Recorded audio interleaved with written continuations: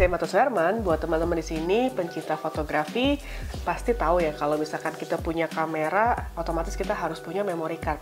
Nah, zaman sekarang itu banyak banget perkembangan teknologi dari memory card itu sendiri. Jadi buat teman-teman yang mungkin bingung apa sih SD Express dengan CF Express, nah kita akan bahas di video kali ini.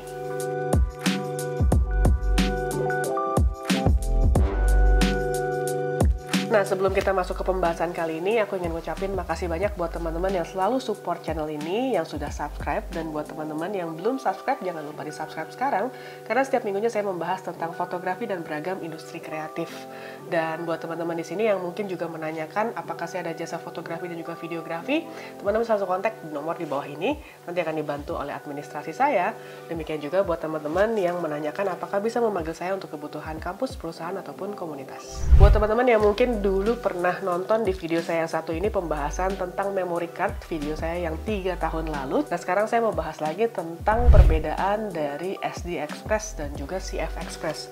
Karena zaman dulu dan juga zaman sekarang otomatis banyak banget perkembangan teknologi-teknologi yang sifatnya membantu kita para fotografer dan juga videografer untuk bekerja dengan lebih mudah. Nah, kalau teman-teman di sini mungkin mempertanyakan apa sih bedanya antara SD Express dan juga CF Express. Nah, dari bentuknya aja sebenarnya udah kelihatan beda. Jadi kalau teman-teman ngelihat bentuk dari memory card seperti ini adalah CF Express.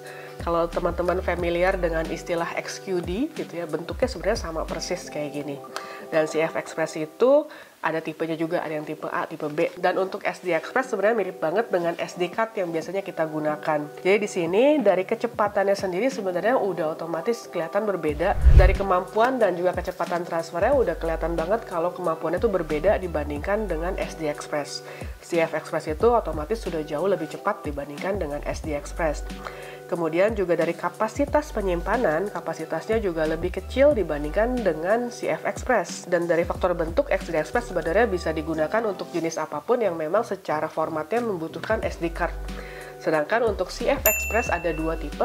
Yang pertama adalah CF Express tipe A dan juga CF Express tipe B yang berbeda untuk jenis kamera dengan brand berbeda juga. Dan kalau ditanya soal harga nih, harga otomatis SD Express akan lebih murah dibandingkan dengan CF Express. Kemudian juga otomatis kalau kita lihat dari harga, secara ketahanan juga memang CF Express jauh lebih tinggi. Nah, di sini kalau misalkan kamera kita memang membutuhkan satu buah memory card CF Express, apa aja sih poin-poin yang harus kita perhatikan supaya kita nggak salah milih nih. Apalagi kalau teman-teman zaman sekarang, fotografer itu nggak cuma menggunakan kamera sebagai foto aja, tapi zaman sekarang juga fotografer merangkap sebagai content creator ataupun videographer.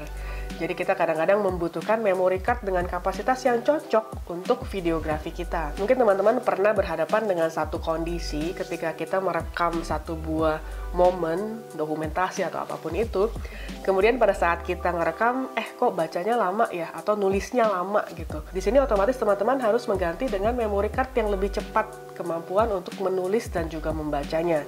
Di sini kebetulan aku ada SanDisk memory card. Di sini SanDisk Ultimate Pro Wide Series, di mana dia memiliki kemampuan yang paling tinggi dibandingkan dengan memory card yang lain. Dia memiliki kemampuan menulis sebesar 1600 MB per second dan juga kemampuan untuk membaca 1800 MB per second. Jadi ini penting banget buat teman-teman, jangan sampai salah pilih sehingga teman-teman ketika merekam satu buah video ternyata lagging banget dan akhirnya juga hasil videonya juga mungkin tidak sempurna terekamnya. Dan sebuah memory card itu memiliki teknologi yang berbeda-beda juga, ada yang disebut dengan TLC dan juga QLC.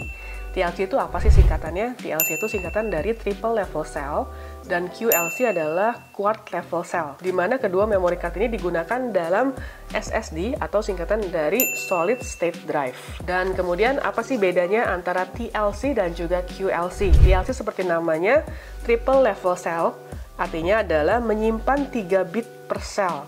Sedangkan QLC adalah Quad Level Cell, di mana dia menyimpan 4 bit per sel. Dan bedanya antara TLC dan QLC ini, nah QLC memiliki kapasitas penyimpanan yang lebih tinggi, tapi kecepatan membaca dan juga menulisnya lebih lambat dibandingkan dengan TLC.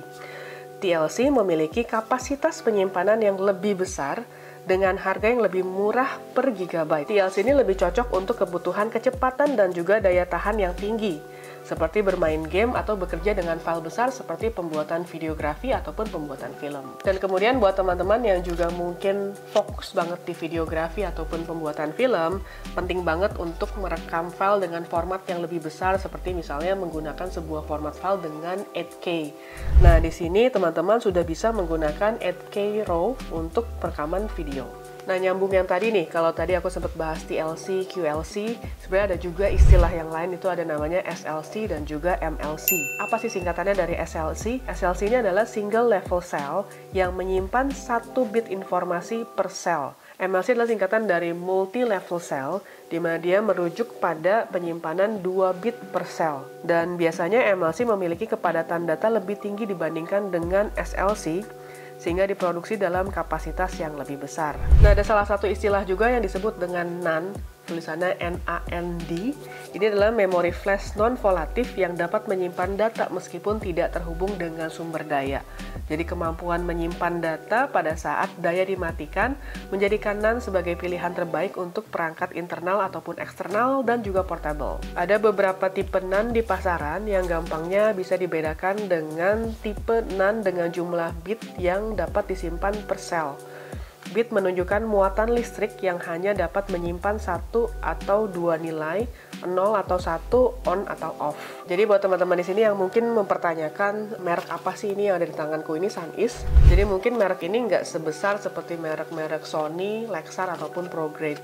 Jadi ini mungkin bisa menjadi salah satu opsi buat teman-teman yang ingin merekam video ataupun fotografi dengan kapasitas yang lebih besar dengan kecepatan baca dan tulis yang lebih cepat. Nah, sebenarnya selain poin-poin tadi ya, kayak kecepatan dari memory card itu untuk membaca ataupun menulis, sebenarnya ada beberapa hal juga yang harus diperhatikan adalah mengenai alat untuk membacanya atau readernya ya. Jadi kadang-kadang kan kalau kita beli memory card itu otomatis kita butuh alat untuk membaca gitu, untuk mentransfer ke kita punya komputer. Nah, di sini penting banget buat teman-teman tahu tipenya apa dan harus pilih yang pas. Karena kadang-kadang kalau kita pakai reader yang salah, kadang-kadang nggak kebaca juga. Jadi harus make sure tipenya apa. Yang aku punya kebetulan ini CF Express-nya yang tipe B gitu ya, yang cocok untuk kameraku, kamera Nikon. Tapi kalau teman-teman mungkin pakai Sony, kalau nggak salah pakai tipenya tipe A. Dan yang perlu diperhatikan juga kalau teman-teman punya memory card, kadang-kadang kan kita kalau sama temen ya ketika hunting atau apa kayak tuker-tukeran memory card tuh kayak satu hal yang sangat-sangat common gitu, yang ya udah tukeran aja deh, bisa pinjem-pinjeman. Sebenarnya aku tidak menyarankan, jadi kalau teman-teman punya memory card sebaiknya dipakai sendiri aja, karena biasanya itu juga untuk menghindari memory card ini gampang rusak gitu, karena ketika pindah-pindah kamera kadang-kadang kita nggak tahu apa yang terjadi di dalam sana, ya yang pasti itu bisa membuat memory card kita jadi cepat rusak. Dan biasanya juga untuk penyimpanan, penting banget untuk menyimpan di satu pouch sendiri untuk memory card. Karena kalau misalkan kita taruh memory cardnya mungkin dekat dengan magnet atau apa, itu juga bisa membuat memory card kamu rusak. Karena lumayan harganya kalau teman-teman beli atau investasi untuk CF Express, harganya lumayan banget. Dan kalau rusak tuh lumayan nyakitin. Jadi make sure kalau teman-teman punya memory card disimpan dengan baik-baik dan jangan dipinjem-pinjemin. Nah, demikian pembahasan kali ini tentang CF Express dan juga SD Express. Mudah-mudahan bisa mencerahkan teman-teman. Dan juga buat teman-teman yang mungkin ingin beli ini bisa cek di link bawah ini ya. Nanti siapa tahu bisa menjadi satu pilihan buat kamu memotret dan juga bikin video. So, buat teman-teman yang ada pertanyaan, silahkan tuliskan di kolom komentar di bawah ini atau email ke martasuherman@gmail.com. So, thank you for watching. Jangan lupa like, comment, subscribe, dan juga share. Bye!